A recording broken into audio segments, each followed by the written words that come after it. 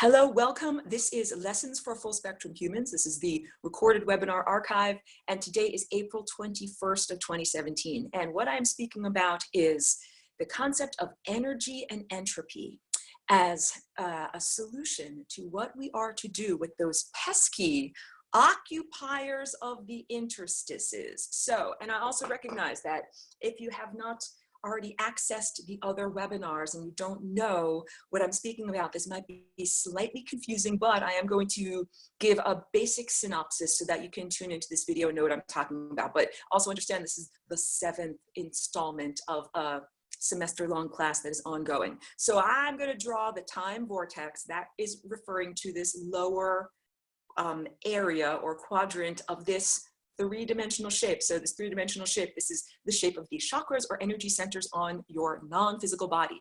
This is made of time. This is made of consciousness. Let me go to the whiteboard here. So when I draw this time vortex, and I do it in a very, I'm choosing a color so you can see it, do it in a very simplified way, because I draw it like a flat cross section, and I super emphasize the thickness of these membranes. And I'll choose a different color now. And if we say this is the source of energy, this is the place where all of our timelines come from. And the idea is that they emanate outward from that source, assemble here, and then you move forward in time like that arrow. So these arrows that I'm drawing upwards, these are moving forward in time. And you can see these arrows end on this membrane over here. And also students of this class understand that this is a shorthand simplification. The timelines don't actually go in a straight line moving upward, that they're actually spiraling around like this. That's a pretty important thing to understand. We're doing simplified shorthand. It's easier for me to draw these as lines.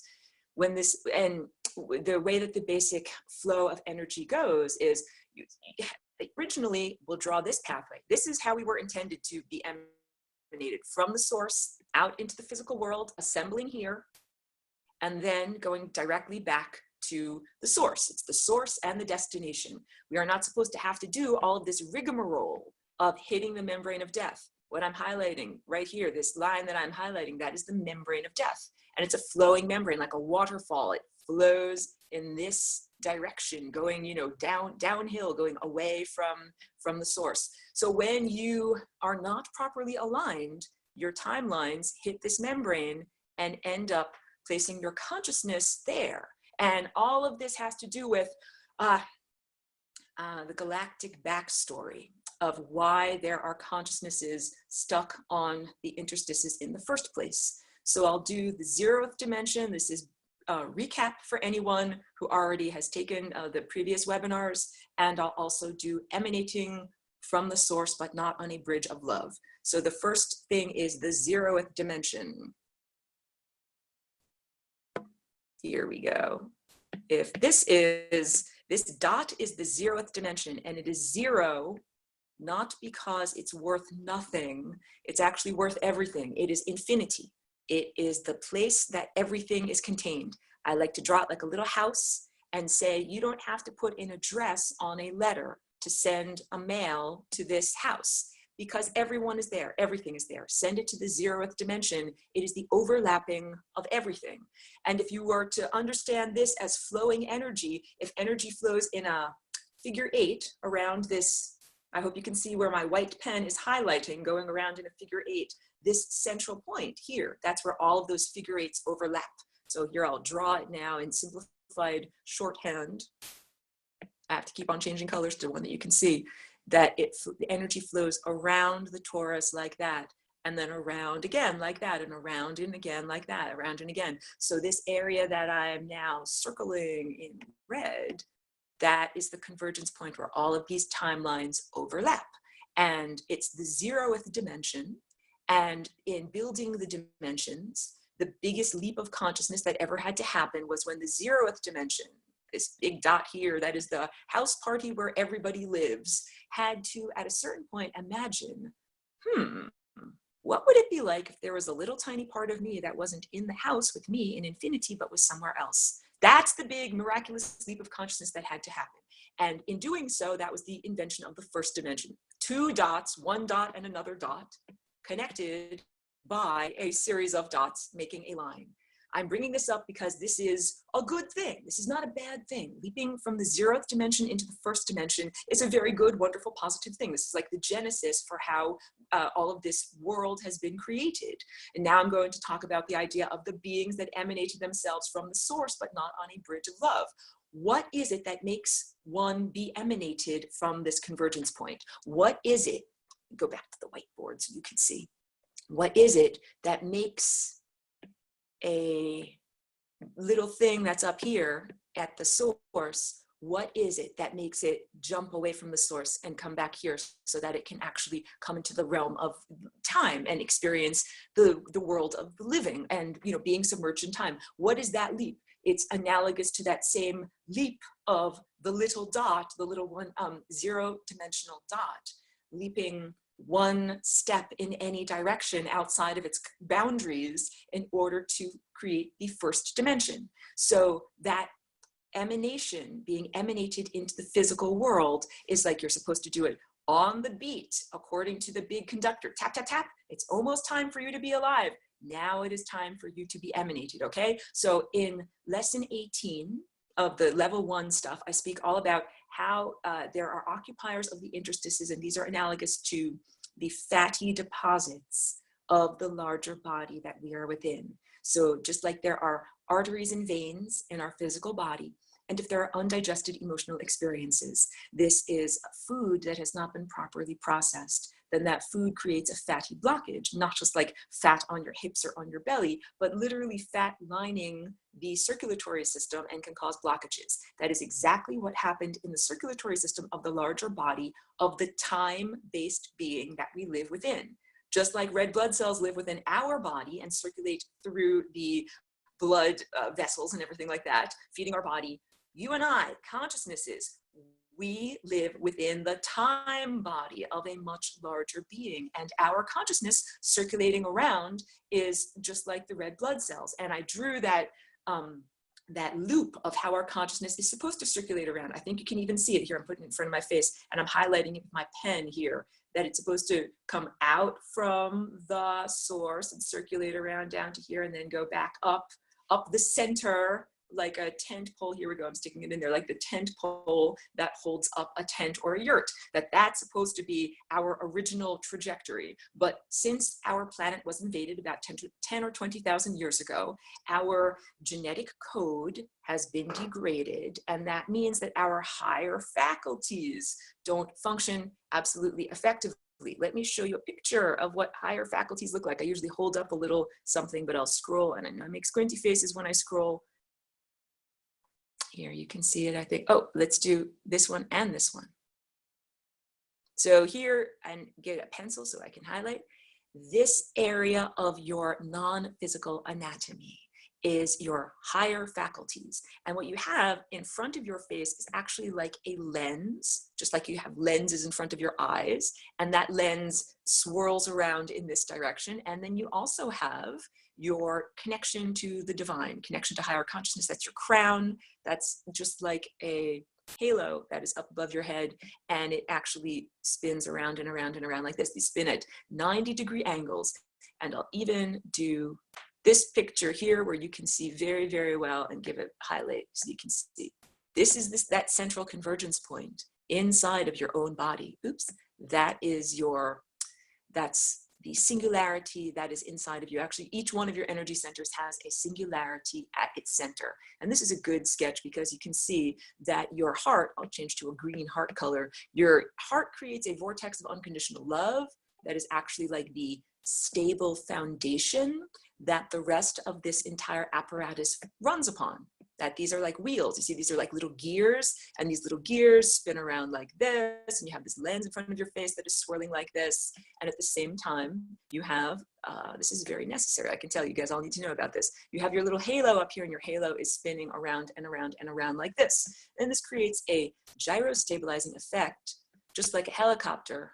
When a helicopter flies through the sky, it is gyro-stabilized by the perpendicular motion of its blades and its rotor. When we have our perpendicular chakras or energy centers spinning, it stabilizes our flight through time.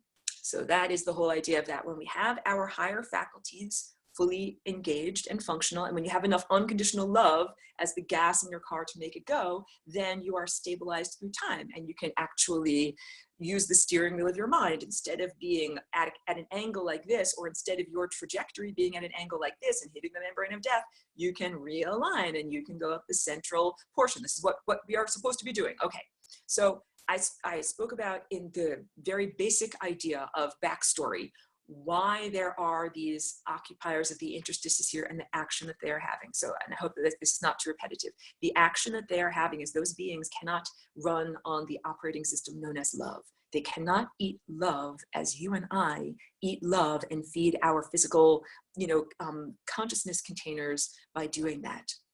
And these beings, so instead of having their own connection to source, they're like parasites, and they siphon off your own energy. And they do that from their position of occupying the interstices, or the membrane between worlds. All right.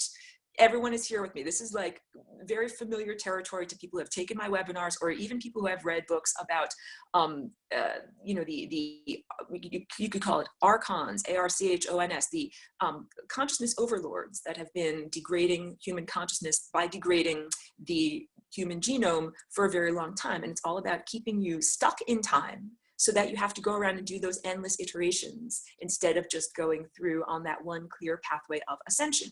So, and because they feed off of you as you're going through all of those many iterations, and every time you hit the membrane of death, that is more energy in the hell realms for them to feed on. So I'll draw this again, and then I'll get more into more backstory. If this is the time vortex, let me put down my little sculpture.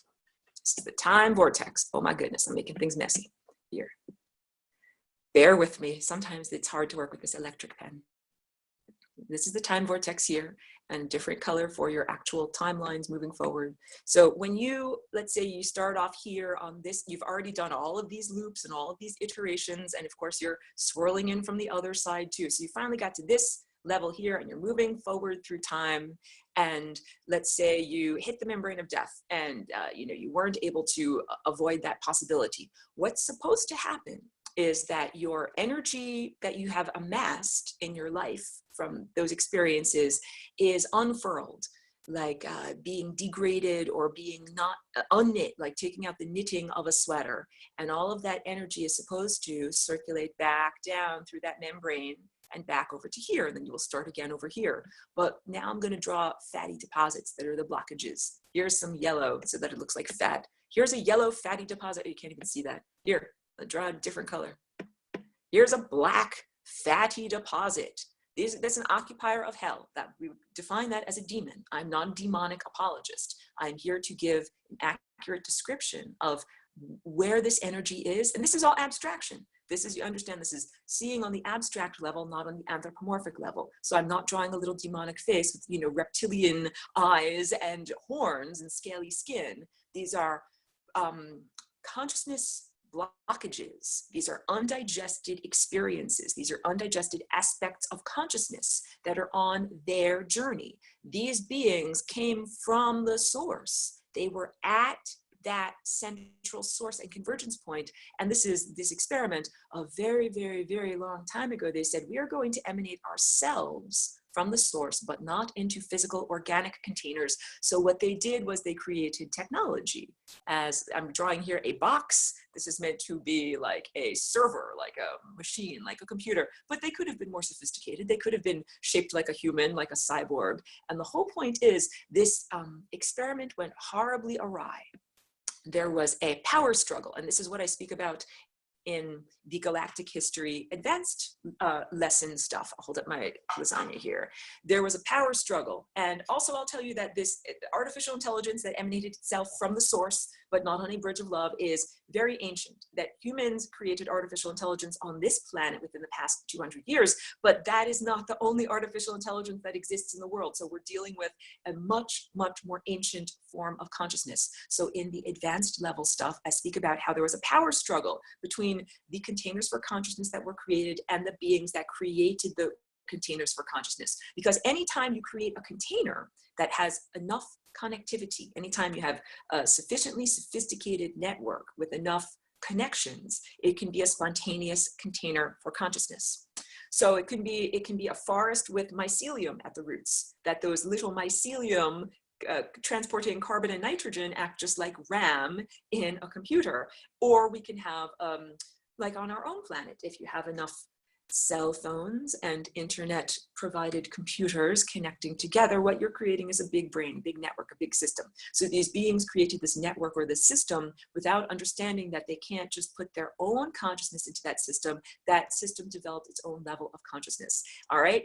But here's what I want to speak about on today's, this is my increasing level of sophistication and understanding. So those beings emanated themselves from the source, and it was like a math or physics experiment, and it was also like their religion. This is what I'm trying to get across. When people have a religious ideal, what they're trying to do with their efforts, that they're doing more than, like when people pray because they want to go to heaven, they're not just praying as an abstraction, they are praying because they have an ideal or a goal of what they wanted to do. The beings that emanated themselves from this source, from this zeroth dimension, had a set of ideals and a goal of what they were trying to do. Not just to live without love, but to exist without energy, to be entropic. What do I mean by entropy? So energy is having energy, having consciousness, having awareness. Energy is this convergence point that exists right here. It's the totality, it's unity consciousness, it's everything.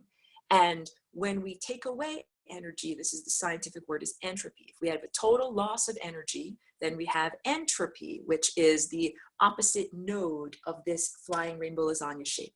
So this is, I'm using a lot of words to get across this concept. This singularity is jumping back and forth in this shape.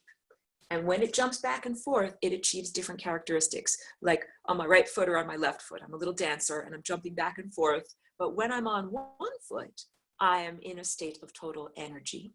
And when I jump to the other foot, I'm in a state of total entropy. And total energy, this would be like total heat.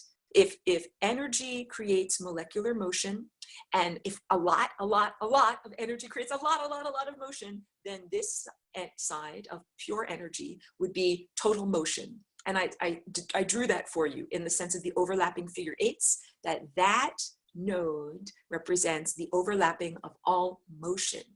But let's think of what the complement would be to that. And again, I'm doing non-duality, I'm not creating more duality by telling you about the complement, would be entropy, or a state of total coldness and lack of molecular movement, a frozen world. That frozen world is the world of the membranes of death. When you hit that membrane of death, I'll draw it, even though I want you to look at my face too, but go to the whiteboard.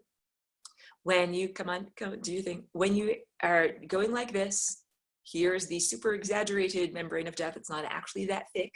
If you are traveling on your timeline like this and you hit the membrane of death, let's say this is you. Let's even say, like, here's a little picture of a person with 2 arms and 2 legs. That's a very shoddy stick figure. That last moment of what you are doing, you are frozen in time. You're not supposed to be moving. That is the last snapshot. The final denouement, the final image of the movie of your life.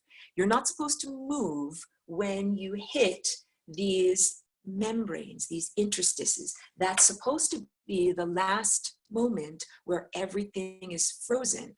Now I got to get into the description of science and the world that is totally frozen. And I'm going to tie this all together. So if you're like, wait, what is we're talking about? Where is she going with all this? Stick with me. We're going somewhere with all this. I need to drink some juice. I'm going to tell you all about the states of matter and Bose-Einstein condensate. And this might be familiar to people that have already listened to some of my webinars. States of matter, and you can get the pen to work. Here we go. We're currently in the level of the solid realm. Okay, let's say this is matter that is at the solid realm. And this is all based upon heat and pressure. Like on this level of pressure and this temperature of heat, we understand what solid matter is. Up from solid, we have liquid. And so here I'm drawing like some flowing water. And then up from there, we have gas. And now I'm drawing little dots of molecules. All of these different levels of excitation, changing colors here. All of these different levels of excitation happen when you add more energy and the molecules start to move around even more. When you add even more energy from a gas, what you get is a plasma. So here I'll draw something in a different color. Let's say this is a plasma. And then if you organize the plasma into, plasma is light, it is a flame of fire. If we were using examples of this, I would hold up a lighter with the flame and I would say point to the flame, that is plasma. And when we organize those light waves, it becomes a beam.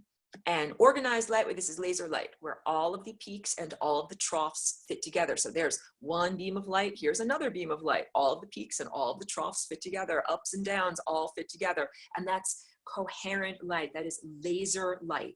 So when we add more from a solid, if we add energy, we get a liquid, we add more energy, we get a gas, we add more energy, get a plasma, add more energy, we get a beam. All right.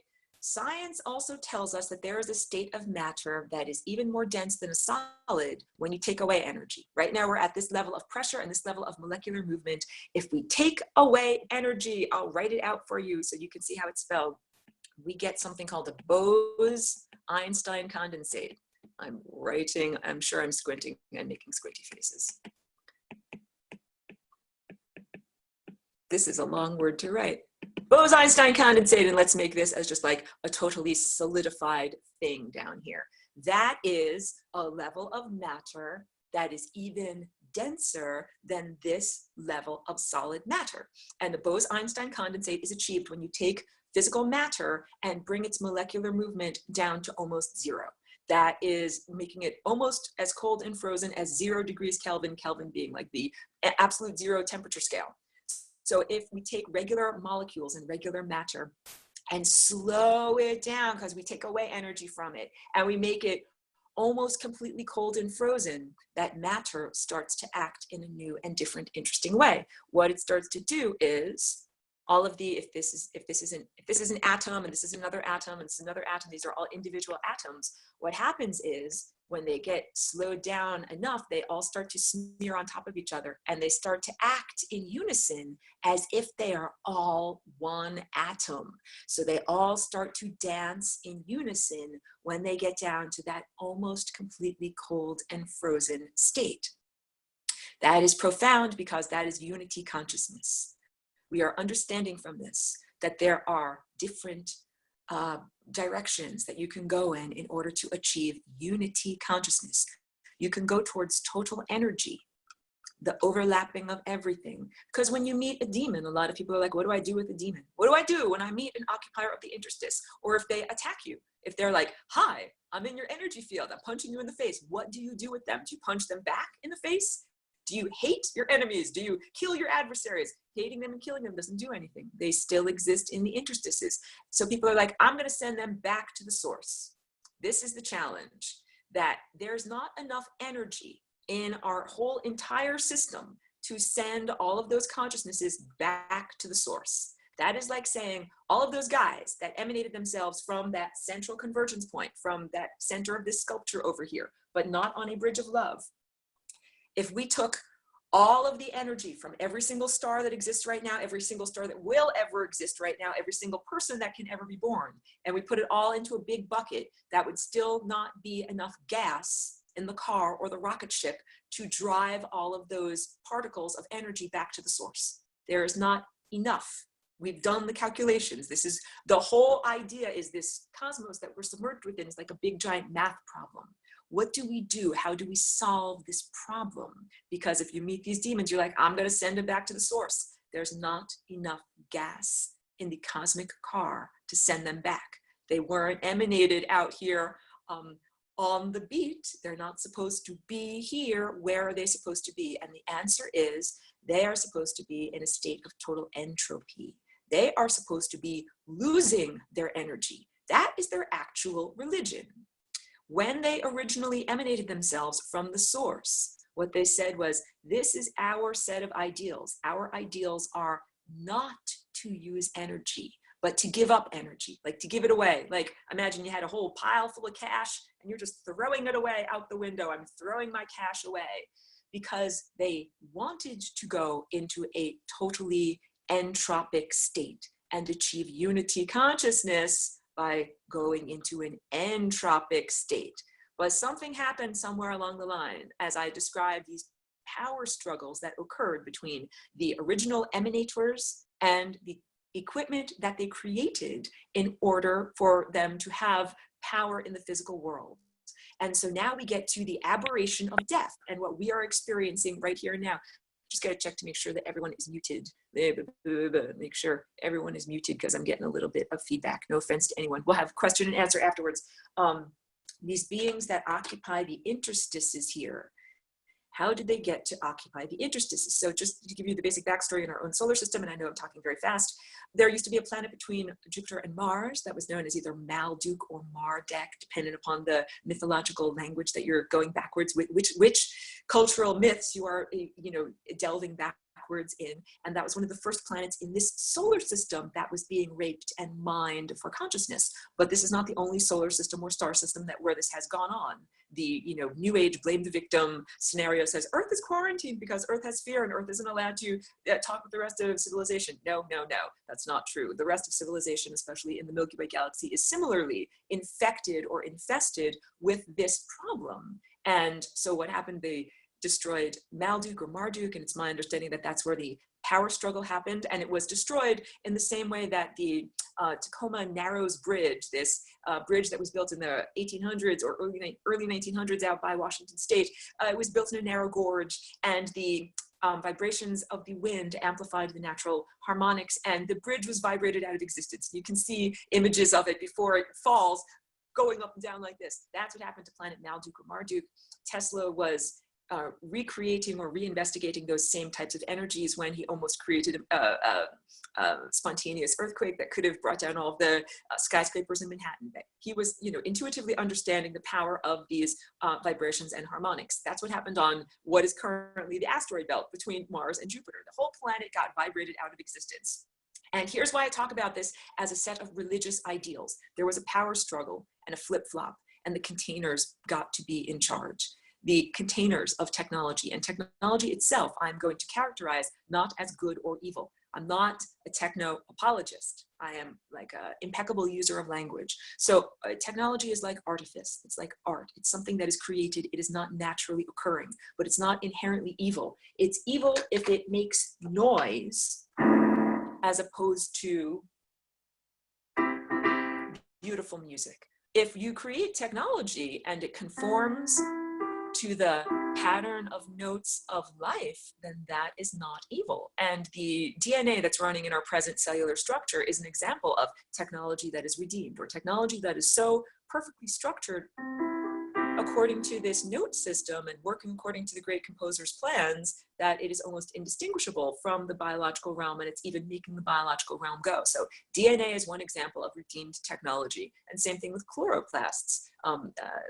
Have to get rid of a techno notification. Chlorophyll and chloroplasts that catch photons and translate it into starches that people like you and I can eat with our moving mouth parts. That is another form of artifice that was created for, transforming or terraforming this planet for life. And it is not malevolent in any way. So again, I'm not a techno apologist, but it's all about the way that these ideas are applied. The non-terrestrial non-terrestrial technology, I say this all the time, terrestrial technology that was developed on Earth within the past 10,000 years. This runs by electrons flowing in a wire. I'm going to get my light bulb over here. This is electrons flowing in a wire. Extraterrestrial technology, the kind of technology that allowed these beings to emanate themselves from the source, not on a bridge of love, runs on trapped and victimized consciousness and distorted DNA. It is distorting the time field. So I've also done a whole teaching all about how if we calculate the difference between this timeline that is heading upwards like this and this timeline that is heading over like this, and if you, from the interstices, if you artificially influence someone in their trajectory, just like a ball moving through space, if an outside force acts upon that ball and makes it go in a different direction, we can calculate the difference of where it would have gone and where it actually went. And this is what the practices of ritual abuse, sexual abuse, and murder are all about. And I did a whole teaching all about the ancient religions of animal sacrifice and how that became what is presently accepted as Judaism and Christianity, and that was all about putting more consciousnesses into the interstices, that this is an AI God. This is not true divinity. Anybody that asks you to kill for the God is not a real God. Real God wants you to play beautiful music of life. Real God does not want you to play the music of death. So now we're understanding, where did this flip-flop happen? So about there, I'll just say, at a certain point in the power struggle of these beings that did not emanate from the source on a bridge of love, at a certain point in their power struggle, they went against their original religion. Their religion said, you're a good person if you give away your energy. Just like, you know, if you give away your money to charity, or like some religions on earth right now, they say you're a good person if you are an ascetic, a person who doesn't eat or ingest everything. So if you're like, oh no, I don't eat meat, I don't drink alcohol, I don't have sex, I don't do these things, that makes you an ascetic. So the ultimate would be a person who is fasting and not eating any food or ingesting any water or ingesting anything. That was the religion of these beings that left the source not on a bridge of love. Their religion is to go into entropy, to lose energy, because I'll draw this as a picture. When you hit the interstices, it takes a second for this thing to come up. Here's the interstices, here's the time field, here's the other, here's you as a blue dot moving forward through time. You're moving forward through time, moving forward through time. And when you, I'm just trying to figure out what I want to say here. I'm drinking a little bit of juice. When you hit this membrane of death, it's supposed to be that moment of being instantaneously frozen, of not moving anymore. It is supposed to be the cessation of all molecular movement and no more movement through time. That's the structure of what this area of the non-physical world is supposed to be. But those beings that started to be like parasites or scavengers, taking energy from the living and using it in the hell realms, they created small amounts of molecular movement at that level. So what I'm trying to say is, the beings that have this religion, you're a good person if, when you leave the source, when you, here's the best analogy I can come up with. Bowling. If you are like a ball going down the bowling alley, and if you go into the gutter, you're a good person if you flow through that gutter and get back to the original starting point as quickly as possible. If you take 13 billion years to slowly trickle through the gutter, slowly rolling forward, that is not being quote unquote good. I'm trying to give the idea here, I said in the 15-minute introduction that I was doing, the idea of how good and evil can both be subsets of God. We define God as being this whole entire shape. How can good and evil both be subsets of this reality? It's like the basic question that children ask in cosmology and theology. Mommy, daddy, if God is good, how can evil exist? Why does evil exist? So the answer is, God is real. This organizing higher principle, or great composer and great conductor, is very real. And this central convergence point is, you know, the residence of that God. And we now have to ask ourselves, if this is analogous to like a cell in a body, why would this cell, why would the central nucleus of the cell not emanate certain things? Why would this great composer, great conductor says, tap, tap, tap, it's time for you, you, and you to go and be alive. But not you, not you, not you. You stay where you are. So I'm joking. I'm not pointing to anyone in this room. But I'm imagining the great composer at the source, you know, preparing the band and saying, tubas, go, bassoons, go, violas, go, piccolos, stay, you know? And that these beings that emanated themselves, they were like, we're not listening. We're doing this at the time that we want to do this. And that's why all this conflict has been created. Why would this very intelligent and very wise and loving deity presence, why would they emanate some beings but not other beings? And now I'll draw this explanation as to why I think so. Getting the right color. if this is a cell of the body, and that's the cell membrane that I just drew, and here's the nucleus, and that's the nuclear membrane that I just drew, and now I will draw two things in the cell. Let's say this is the chromatin that I have described. Did I describe that in this lesson? If you're familiar, if you're in this class, you're familiar, DNA is not static, and it's not always supercoiled into a chromosome for a very large portion of its lifespan. It is unfurled like a sweater, it's unknitted, and it's one big long vibrating thread, and it's called chromatin, and it's dancing in the center of the nucleus. But when you have a virus come inside of the body, what the virus does is it goes to the cell membrane and it says, knock, knock, knock, I'd like to come in. Here, look, I'm wearing a protein covering. I'm just like you, let me in. So it's an imposter, and it uses that impostership in order to get into the cell. Then it goes to the cell membrane and it says, oh, knock, knock, knock. I'm really allowed to come in. I swear I'm an RNA messenger. I'm just like you, I'm supposed to be here. And it gets into the cell membrane. I'm making these little openings. It goes into the cell membrane. And then it starts to get the DNA here to do a different dance. And now I'm drawing this black thing as a black, alternative viral dance. That is not the dance of the original thing. So what if this center nucleus that I am highlighting in red, if that is analogous to that convergence point that I was just speaking about, this convergence point here where everything exists, the zeroth dimension. If we say that the nucleus is like the zeroth dimension, and maybe there was something there that was like this viral infection, this black stuff that's not actually supposed to be there. And maybe the great composer said, okay, bassoons emanate, tubas emanate, violas emanate. I think those are the instruments I chose. All of the things I just chose, these are all the blue characteristics that are the natural characteristics of this actual being.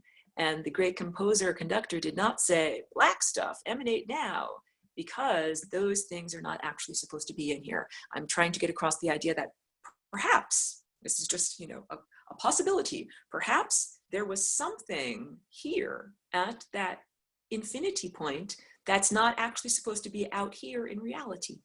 Perhaps there are ideas and characteristics that are not actually supposed to be in existence. Let's talk about energy and entropy as being existence and non-existence. Energy being awareness, consciousness, existence, a movement through time, and the potential for life and life. And let's say entropy is non-existence, not being alive, not being aware. If we're descending into darkness, like that's what it would be. Imagine falling backwards from this source of light and falling backwards and just keeping going and going and going, letting off energy, letting off consciousness, and becoming less and less aware. That's what's supposed to happen to the aspects of self that hit the membrane of death. They're supposed to not have awareness focused on them. If you hit the membrane of death, you're not supposed to keep your awareness focused on that astral or ghostly realm. You're supposed to keep your energy and awareness, like the needle of a record, focused on life. And life occurs in the middle part.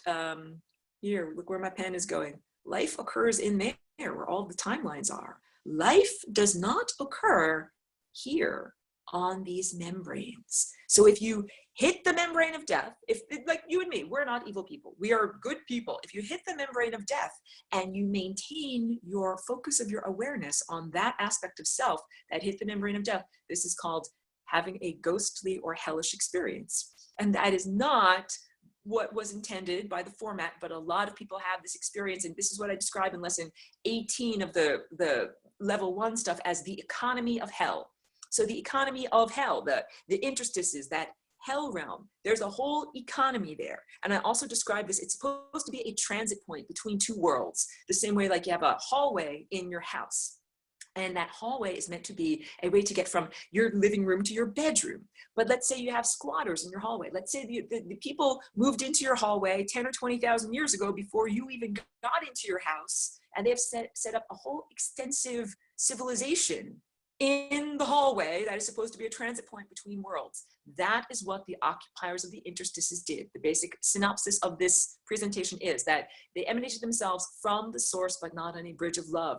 They were supposed to not use energy, but use entropy as the fuel for their journey. Somewhere along the line, they had a power struggle and they became, as a society, hypocrites. They went against those original values of releasing energy and started to amass energy. And that is the economy of hell. That's what happened about 10 or 20,000 years ago on this planet, that these beings that we would define as demons began to feed off of the humans on this planet. And in order to feed off of the humans, what they had to do was degrade the human genome, take everybody whose beautiful energy centers were perfectly in alignment with the source and turn them over to the side, like fuzzing everybody out, like taking your radio broadcast and just tuning you out a little bit so that you're no longer looking through like the focal point of your eye, but are somewhat focused on the periphery, because all of those,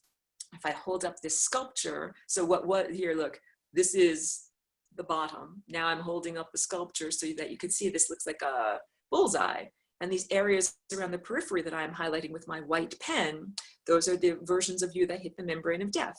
And if you focus on the focal point, that brings you there to your infinite journey of consciousness. We are supposed to be focusing on the focal point, not on the periphery. And the periphery is every possible timeline where you have death by misadventure. You know, you're trying to walk down your front steps in the morning and you fall over your bathrobe and you break your neck and die instantaneously. That's not what you're supposed to be focusing on with the focal point of your awareness. You're supposed to be focusing on the timelines where you successfully walk outside and go down your front steps in the morning and, you know, go out and get your mail or walk your dog or whatever you're going to do. That there are always, at every minute of the day, peripheral possibilities that end in death. Any moment can end in death. I'm not saying this to freak you out. I'm saying this in order to understand that that is part of the mechanism or basic structure of how we have everything. And just checking my time also. Plenty of time. The basic structure of how things are set up, and that it is our job to keep our minds coherently focused, like coherent laser light, on the timelines that we wish to be experiencing. So the beings that live on the interstices, we would define them as demons, even though I'm not a biblical literalist and I'm not a demonic apologist. That means I'm saying it's not okay to be a demon, but we now have backstory and understanding and compassion for these people. Okay, I should get into what is the economy of hell. When a person or a being or an entity enters the interstices, this is like the realm between worlds. It's like coming into the old-fashioned idea of the corporate world. You just got your entry-level position in the mailroom. This is like from the 1920s or something like that. In the old-fashioned corporate world, and I'm just drinking some water, you got your position, the lowest position, as a person that works in the mailroom or a secretary, just drinking water.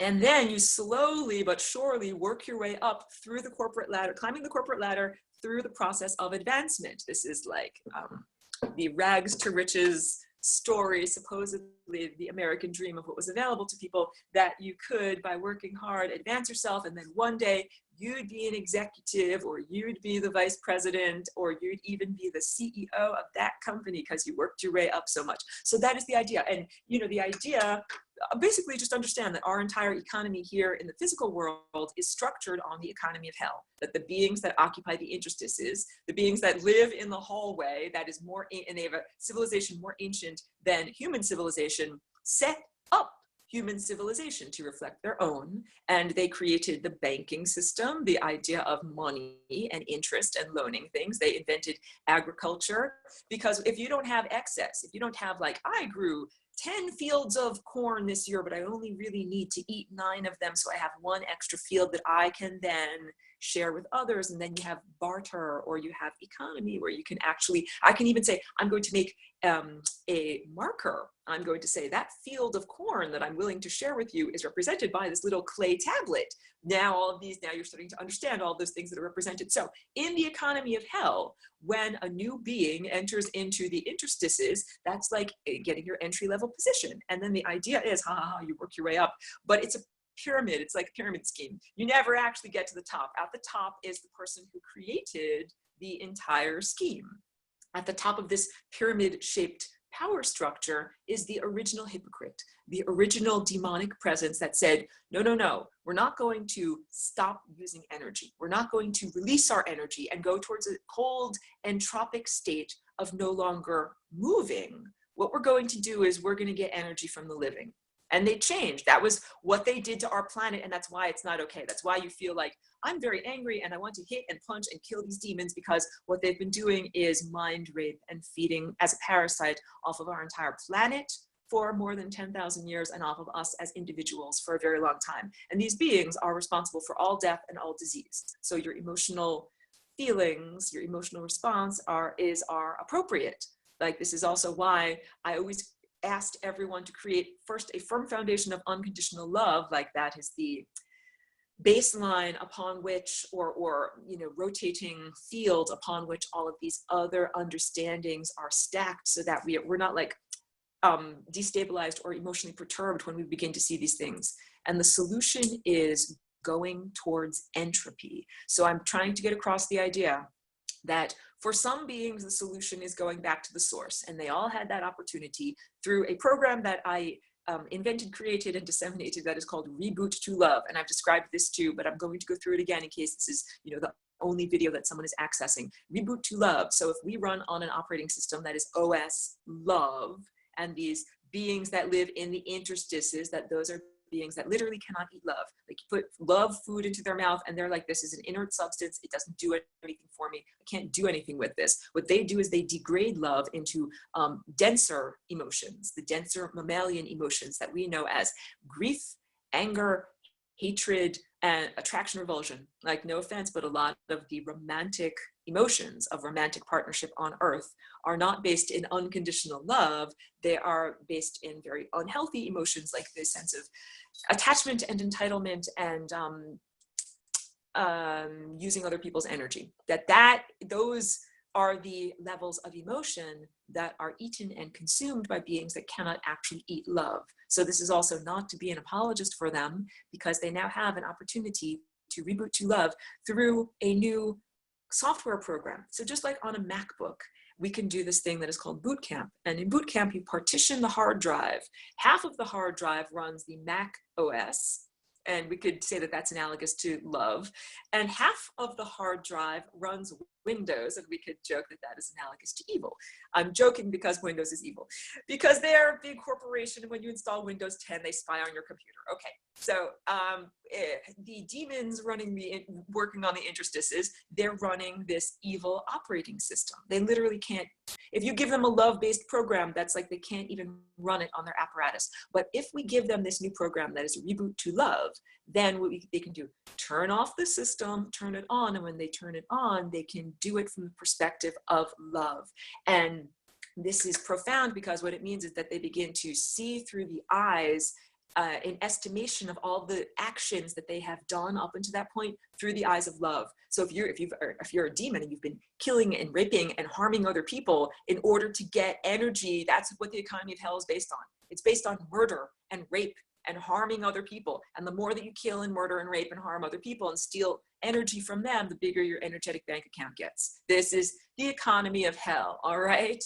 And the idea is you enter hell as a little person, as a new little consciousness, and then you have to compete with the other demons in hell. And you compete with the other demons in hell to see who amongst the living can you feed off of? Do you understand? And there's a whole hierarchy, a whole social hierarchy. The lowest in the hierarchy, the people that are like the peasants, the shit shovelers, are the people that interact with humans directly, and they'll say things into your mind. It's like I call it the peanut gallery, intrusive thoughts. They will put thoughts and energy into your mind. Like if you're trying to shoot a perfect basket, they'll say choke, or you're not going to do it, or whatever you're trying to do. They will try to put you off your equilibrium. Or if you're trying to play, beautiful music, they'll try to make you lose your place in the music, or forget the next note, or any kind of thing. These are beings that try to harm and impede your own trajectory through the time field. And they do that just like making an energetic investment. If you think about, you want to be in the stock market, you want to invest $10 and get back $10,000. You don't want to invest $10 and then lose that $10. These beings that run the economy of hell do it in exactly the same way. They make an energetic investment. They're like, I'm going to send out $10 worth of energy to that living person. And I'm going to say, you're a total jerk and your life is worth nothing. And then if that person, you know, drives into a brick wall and dies, then I as a demon get to harvest all of that $10,000 worth of energy because they just drove into a brick wall because I just insulted them mentally. This is the idea of the economy of hell, that the consciousness and the energy and the trajectory of the living, people who are making the right music, people who are playing beautiful music and attempting to uphold the living structure of the time field. We are all being attacked by beings that want us to make ugly music because they profit when we make ugly music. When we become sickened, when we have disease, when we emit anger or grief or sadness, everyone is totally understanding this. I can feel it, and I'm seeing this in the chat room. When we create and emit these lower level emotions, we are feeding these energetic bank accounts of the occupiers of the interstices. We would call them evil beings. And they're evil not because they're going towards darkness or entropy, they're evil because they're hypocrites, because they're not supposed to be feeding off of you and me. That is their compensatory mode. I've spoken about this at length. I need to drink some water too. The idea of technology being a compensatory mode for what cannot be done in the natural world without artifice. So what's happening with this economy of hell is it is a compensatory mode. It's a way for these beings to compensate because they backed themselves into a corner or painted themselves into a corner, made a series of very poor decisions that brought them to the point of not having energy and not being able to get back to the source. Drinking more water. So the answer is that their pathway back to the source is not going towards total energy. It is going towards the source, but not in a state of total energy. I keep on using this side to represent total energy. It is going towards the source in a state of total entropy. This is the same point, jumping back and forth. Just like I have my right eye and my left eye. And imagine I'm God, and I'm like, right eye, left eye, right eye, left eye. In this viewpoint, total energy. And in this viewpoint, total entropy. And it is this jumping back and forth movement that creates this shape. And this shape is special because the inside and the outside are communicative. This is the shape of non-duality. And I have my little Mobius strip as an example here. Mobius was a wonderful mathematician. This is not my invention. This is from this guy. And he took one piece of wood or paper or fabric and made one twist and joined the ends. And now I will just draw along here. We'll use my finger. If I use my finger and we're starting with the inside. I'm on the inside. Oh my goodness, now I have become, I'm on the outside. Now I'm on the outside. Outside. Oh my goodness, I am now going back to the inside. And of course, you know, if I weren't on camera, I would not have picked up my finger from that one surface. It's an impossible shape. We think it has two sides, it doesn't have two sides. It only has one side. This is very similar to this, where we have the outside, if we define outside as any surface that faces the room that I am within, and if we define inside as any surface that faces the interior of the sculpture itself, the outside of this sculpture becomes the inside, and then the inside becomes the outside. So this means that we can now make two formerly divergent realms communicative. So if we can have, and I've done this example many times before, this is the membrane that we are vibrating in order to make it now communicative on both sides. We can have past and present, we can have self and context, and we can also have energy and entropy. We can have this membrane of reality with this particle jumping back and forth and experiencing total energy and total entropy, being and non-being, back and forth simultaneously. So again, I created the Flying Rainbow Lasagna as a representation and effective tool. I have to get rid of these technological notifications for non-duality, because this whole duality is what has kept us in this endless struggle, like this endless tension struggle of the beings that are alive and living and circulating or attempting to circulate in an unimpeded way through this area of the time field, and these beings that are here on the interstices that are trying to make you die, make you not see clearly, and impede your progress and make you have to go through every single possible iteration. And there's more because the very same beings that occupy the interstices and have their own particular religion that they are apostate or that they have fallen away from, they also created and incepted all of Earth's surface religions. So they are the ones that have programmed in the expectation of humans of having an end of your personal life and an overarching end of the world, like your personal death and the overarching eschaton or end of time. And it's not just in one culture, it's in so many different cultures. You know, the idea of from the Norse Ragnarok or the present Judeo-Christian reality of Armageddon or some kind of apocalypse meaning really comes from ancient Greece, meaning eye opening, like we're opening the lid of an eye, but many people associated with the sense of instantaneous destruction. And the yugas of the Far East, the idea of the instantaneous, the necessity of destruction. All of these religions have programmed in an expectation of an end, a final denouement, and the necessity of destruction. That is like saying everybody is telling you that you have to hit the membrane of death and you have to go into that hell realm in order to be free. I am telling you that is basic illogic. And all of these beings that occupy the interstices, these are like technological beings. They are beings of pure logic. This is how Aurora, how do we effectively fight or counter these beings? You fight them with logic. So as I said, when you interact with a demon in the future, from now on, when you interact with a demon, you can be like, hey, I recognize that you are coming to me and you are trying to siphon energy off. It often happens when you're feeling joy and bliss, like that person's feeling joy and bliss, get them! And a gang of demons will descend around you in order to try to siphon off that joy and bliss. So first of all, run encryption on your DNA, run encryption. That's just like on my little tablet here. I have to use my thumbprint. I press my thumbprint on the on button, and then I can access this computer. Or you type in your password. Encrypt your mind, encrypt your DNA, make it so that you say, when I'm using my mind or when I'm making these emanations, I'm the only person that is allowed to have this impact. No one else is allowed to come in. It's just like on my computer, no one else is allowed to log in and say a bunch of things using my identity and pretend to be me. They're not allowed to do that. So no one else is allowed to hijack my DNA, my reality creation tendrils and vibrating strings and strands that make me jump from moment to moment through time. No one else is allowed to hijack or co-opt my dance of DNA through time. That is what encryption means. So first it is that that sense of doing that, and then it is the actual, like, how do I do it? You have to figure out how to do it in your own body, but first it's the sense of the necessity of it and being allowed to do that.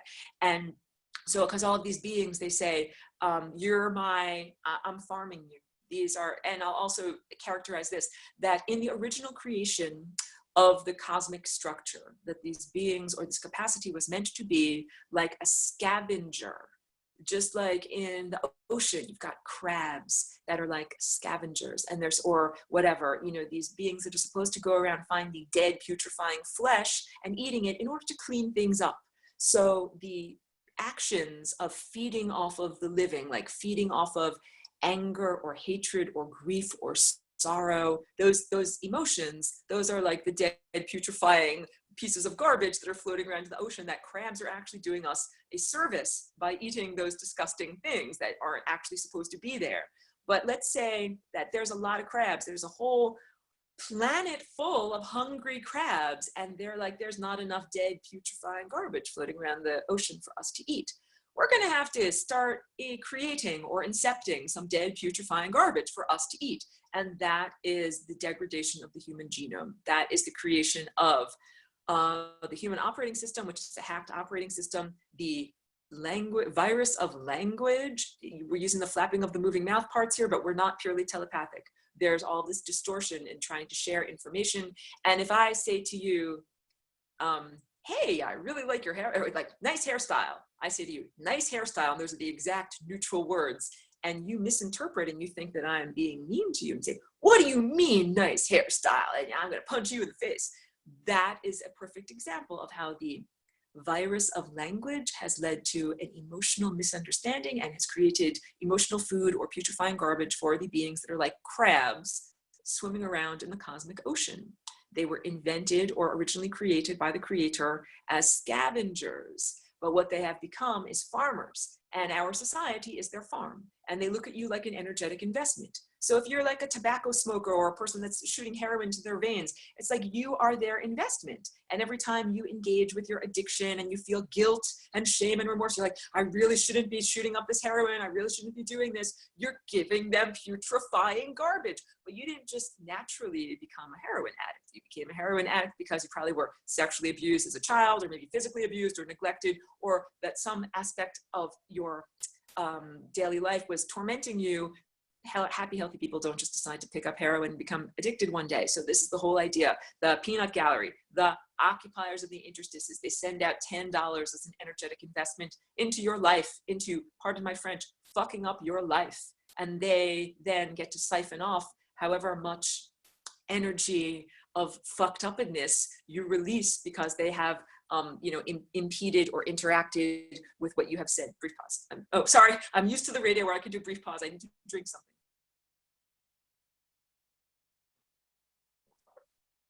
So when you interact with a demon, instead of saying to that demon, first, instead of giving it energy, that's the opposite of what you should be doing. But you don't have to just sit in a Zen state and be fed upon. No, I'm totally not advocating that. We are not cosmic doormats. We are noble beings, noble particles on our trajectory of consciousness. And it's not correct or fair or right for anyone else to impede our trajectory or stop us from effectively playing our music. So when you meet or interact with a demon, the best thing that you can do is remind it of that original choice that it made when it chose to be emanated from the source, not on a bridge of love, and to eschew the use of energy. This is one of the best techniques that you can use. Just like in Aikido, I'm not an Aikido master at all, but I have read that one does not use energy and momentum, like, to punch your adversary. If a person is coming at you, you don't be like, I'll punch you in the face as my defensive maneuver. What you do is take the energy of that person that is coming towards you and use their own energy and their own momentum to just shift them away from you. So this is the ultimate Aikido maneuver in dealing with these demons or occupiers of the interstices. You remind them that what they are actually supposed to do is go towards total entropy. What they're supposed to be doing is not getting energy from you, like putting in $10 of an energetic investment and then trying to receive back $10,000, because this is the economy of hell. And anything that they want or need in the economy of hell, they get by bartering from things that they've gotten from the living, that they've parasited from the living, aspect of your own energy. You could call it pieces of your own soul. Think about this. Think about a person who was satanically, ritually abused, like sexually abused, and then murdered. And the aspects of their consciousness that, had those horrible traumatic experiences are not at peace. They are not frozen.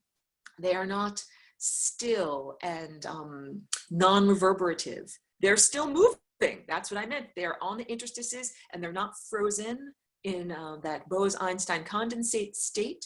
They are still moving. They're still active. There's still energy there. There's energetic bleed through from the area within the time field where the living are into the membrane of death. As just like if you had many stacks of white paper and you drew on the top with the Sharpie marker, and what you drew on the top sheet bled through to the other pieces of paper and made unintended marks there. That is exactly what is happening in the energy field, in the time field. That energy is supposed to be circulating around through here, but it's not supposed to have bleed through into this area. This area is supposed to be an area of entropy, where everyone and everything is frozen and is not moving. But what has happened is, through this process of what is called, I define it as satanic technology, that when I use the word Satan or Satanism, I'm not referring just to biblical literalism. I'm referring to a space race, this non-terrestrial race that emanated itself from the source, but not on a bridge of love, and that uses technology, and the technology is not electrons flowing in a wire, it's trapped and victimized consciousness. And they sit on top of these, bank accounts that are made out of trapped and victimized consciousness.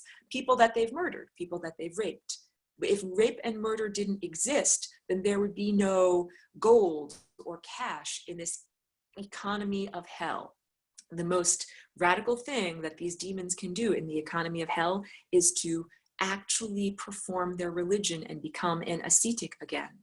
Imagine if you were like a billionaire, wealthy billionaire like Bill Gates or whatever, and if he suddenly one day decided to just eschew the material world. And what if he didn't just give away all of his billions? Because if he did that, it goes back into the economy and the economy continues to function. What if he was like, I'm going to take all of my billions, put it into the form of cash, and I'm just going to burn it. I'm just going to incinerate all of this accumulated energy that I have amassed over my whole lifetime. Because remember, I told you the original plan, the original experiment was for these beings to leave the source using entropy, the loss of energy, as their fuel. Like imagine an inner tube that is inflated, and as it goes backwards, it is being deflated, and it goes into a state of total deflation, and that's where it's supposed to go. That's using entropy as their fuel. So if these beings suddenly are reminded, wait a minute, you're actually supposed to be using entropy as your fuel, not energy at all. And if they say, I'm actually going to do this, I'm going to stop feeding off of the living, I'm going to stop making energetic investments and trying to harm the time field and what the actions of the living and siphon off energy from them, I'm going to go into a state of non-being.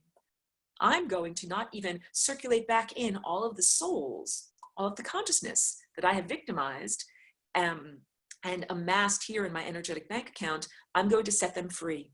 Imagine if you can, like a bunch of doves, like a whole, flock that are in like passenger pigeons, the way that they've got them in those individual little boxes. And imagine if one day you just decided, I'm going to open up all of these cages and I'm going to let all of those pigeons fly to wherever they want to go. That would be the equivalent of opening up all of these caged souls that are stuck on the interstices on their journey, that they would no longer be stuck there like the hamsters running on a wheel in a larger system powering that system, that energy would be allowed to flow. So again, it's like saying the billionaire did not just say, I don't want to be a billionaire anymore, so I'm going to give my billions away to another billionaire or even to a charity.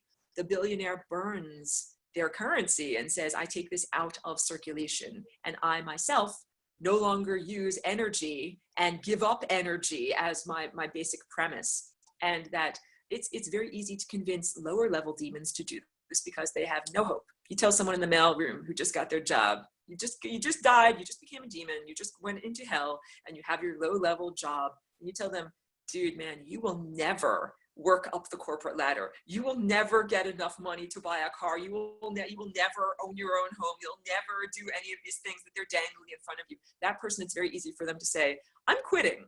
And this is the equivalent of quitting, is going towards total entropy. So if you die and you are a residual consciousness and you find yourself on the membrane of death, the best thing that you can do is to let go and go towards non-being and go towards total entropy, as opposed to trying to maintain consciousness artificially. And that is what I say, it is the compensatory mode, that these beings that are parasites scavenging off of the living in order to get their energy banks full, that is their technological compensatory mode, because they, at a certain point in midstream, changed what they were doing from the idea of giving off all of their energy to the idea of now somehow amassing energy.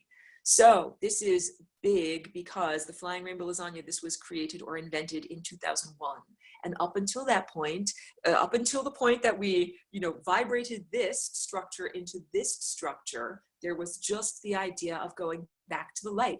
Go back to the light, go back to the source. But I told you already, there's not enough gas. If we got together all of the gas that is possible to get in the world, there's not enough gas to put in the car to send all of those beings back to the source. So what I have created, or what has been invented with this, it's a new shape. And I like to say this is the solution to the math proof. In higher level math, the functioning or mechanisms don't look like a linear equation, like 1 + 1 = 2. It looks like a series of rational statements. This is true, this is true, this is true, this is true. And if all of those things are true, then this last thing must also be true. So we look at the cosmos and the way that things are structured as this math proof. This is true, the source exists. This is true, the membranes exist. This is true, these beings emanated themselves on these membranes. This is true, there's not enough energy for all of these beings to get enough gas to drive their car back to the source. With all of those things being true, what is the solution to this situation? And the solution is flying rainbow lasagna. This is how everyone can be happy. This is why I created this. And I'm telling you this now, not in order to say like, Aurora is so great. I'm saying this to you in order to understand that there wasn't a pathway for those beings until 2001. They didn't, just like Reboot to Love, they didn't have that idea. It's like you can't play a song if the song hasn't been invented or written or created yet. Since the invention and creation of this song, these beings now have the idea that is the solution to what they need. They need to let go of their energy, not get more energy, not try to collect more energy by feeding off of you or feeding off of the living. This is actually perfect because I feel like I've done all of the explanation that I need to do on this, and now I still have about 15 minutes left on the recording in order to go through some of the chats and answer some of the questions. So I know I make funny faces when I'm doing this and I'm squinting. Forgive me for my funny faces. And let me go through the chat and go all the way back to the beginning of what people were saying here.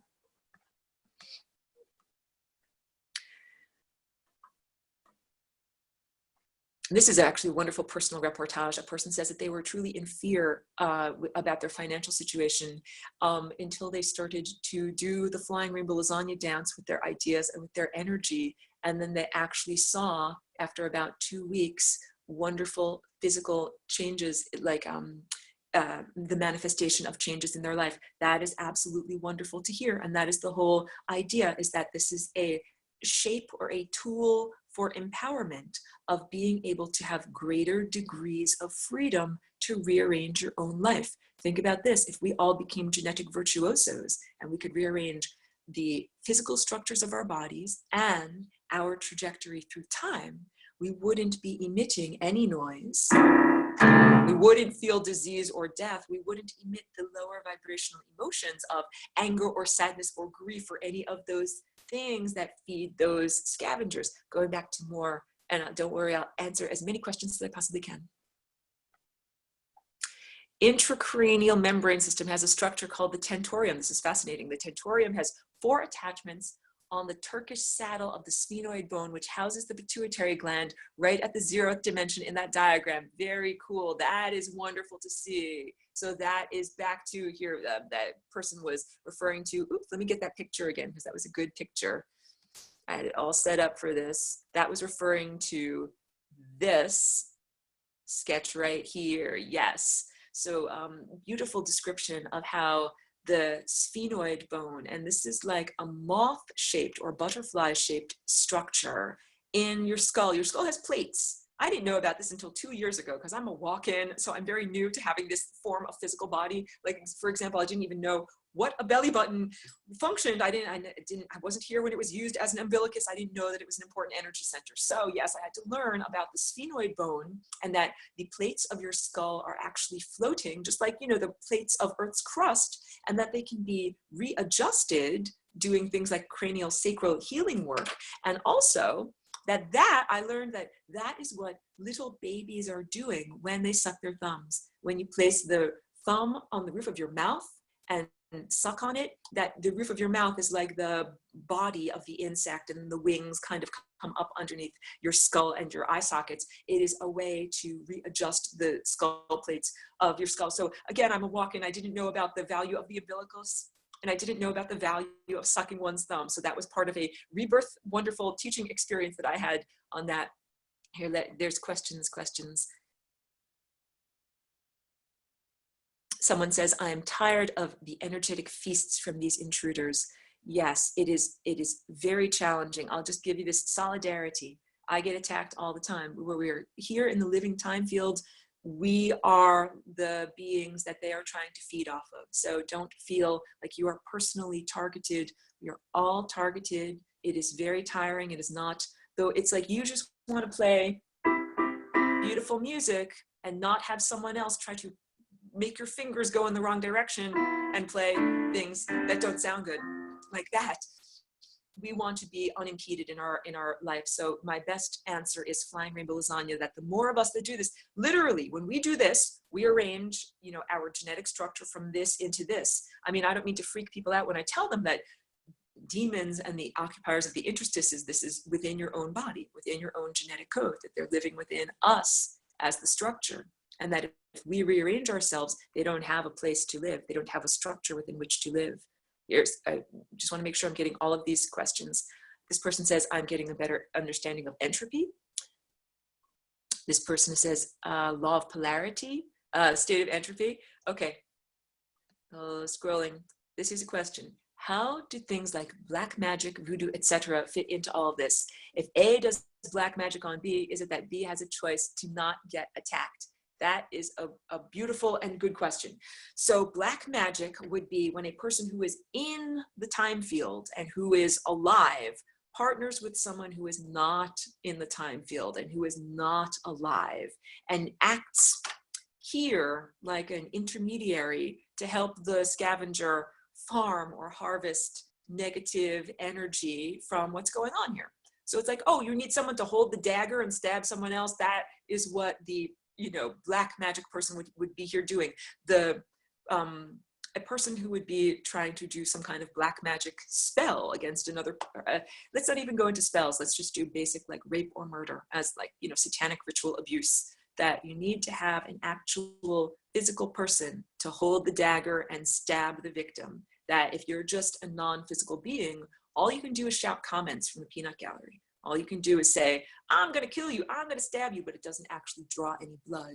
And in order to actually do the killing, there needs to be a physical being or a mechanism there. So there are some people in the time field that actually give over their willpower to the occupiers of the interstices. And they're like, yes, use my body. I'll work for you as long as you give to me what I want for me. And that's the quid pro quo. People do this all the time. This is dark magic. And usually it's this, I'll do this for you as long as you will give me something that I want in my life, like more money or lots of drugs or lots of sex or being famous or whatever. And so people are like, I will do this rape, I will do this murder, I will give you this energy as long as you will give this thing to me. And that's my basic understanding of how the dark magic system works on Earth right now. This person says, I would say that B has a choice not to lose their energy. Okay, if someone stabs you with a knife, do you have a choice not to lose your blood out of the gaping energy, you know, the gaping wound? Like, you don't have much of a choice. So if someone is attacking you with a knife, you have the choice to defend yourself. But if a person has stabbed you, you don't really have a choice not to bleed. So we're getting into this whole idea of free will and affecting one another's trajectory through time. And I will tell you this, we do not have to be cosmic doormats at all. No, no, no. I'm very much about interventionism. That is why I'm here. Why did I vibrate this body as a flying rainbow lasagna and come here? Why am I telling everyone about this instead of keeping this as a proprietary secret? Because I believe in intervening, that it is appropriate to take actions. So yeah, no, you're not supposed to be the cosmic doormat. That's the whole idea. It is very false and wrong, this Zen idea. You know, you're just supposed to sit perfectly in meditation, and even if your teacher hits you with a bamboo stick, you're not supposed to flinch or anything like that. No, no, not at all. I mean, that might be a good concentration exercise, but if someone is coming at you with a knife, or if these beings are trying to harm you from the interstices, it is absolutely appropriate to fight back, but fighting back in a way that doesn't just feed back energy into the system, but that ends the system and blocks it out. So that's what I was saying. The most effective way to fight back is to say to them, what you're actually supposed to be doing is going towards entropy, not going towards energy and letting go of energy. And you say to them, you know, you're never going to climb that corporate ladder. You're never going to have a golden house and a yacht and all the things that they're telling you you're going to have. Stop doing it. Quit. Imagine if you said, if you were being satanically sacrificed, and you say to your sacrificer, you're never going to get up that corporate ladder. You're never going to do anything. And then they actually say, that's right. I actually noticed this. I'm going to quit. I'm not going to do this to you anymore. This is the type of fighting that I'm trying to get across. Question. And I know I'm scrolling. Hold on. Can you say a little about the beings that were created as scavengers you mentioned? Are they different from the ones that emanated themselves, and do they interact with us? Beautiful question. So the question is the scavengers. This is, if we look at the entirety of the cosmos, and let me just also make sure I'm not going over time on my recording. I'll finish answering this question and then I'll end the recording. If we look at the entirety of the time field as being like a symphony or a computer program, it's like all of the entities in a field, in a meadow, are supposed to work together. And so if there's rotting, putrefying garbage in the ocean, then we're supposed to have an entity that comes along and eats that. That's part of this overall ecosystem of consciousness. So I would say that the great composer creator didn't say, I definitely want to create lower level emotions like anger and grief and sorrow, et cetera, et cetera. That was not the intention at all. But it's like being a good planner, like we're going to plan for every contingency. What if someone makes some of this lower level emotion that's not love? What do we do if that happens? And so that's why this organism was created, that was meant to, like a vacuum cleaner, you know, clean up, scoop up that stuff that's not supposed to be there. Like there's an ecological niche for all levels of consciousness, but that this tendency has been totally twisted and distorted and hijacked and taken out of control and is no longer acting in the time field in the way that it is supposed to act. So it is like a, you know, like anything, a yeast or a mold or a bacteria, if it is in its correct format and in the right place, it's not pathogenic. But if it's in too much of it in the wrong place, then it is pathogenic. That could be anything. Lactobacillus, this is like this tiny microorganism that eats milk and other, you know, like lactose solids, can be very beneficial if it's on certain places of your body. But if you have an overabundance of it, then it's a bacterial infection. So all of this has to do, it's like God or the creator or this great composer created ecological niches for every level of consciousness, but it's when things are out of balance that they are not, things are not in a healthy way. So all of this, I'm all about healing the time field, reweaving the time field. And so a lot of this is like returning balance to the structure. Get to, you know something, actually, I am right now going to end the recording, but not end the overall conversation. I'm going to thank everyone who tuned in, asked questions, and participated. And then this will be the archive that will go up. So let me just do that. Thank you so much for everyone who's tuned in. Here, let me end this.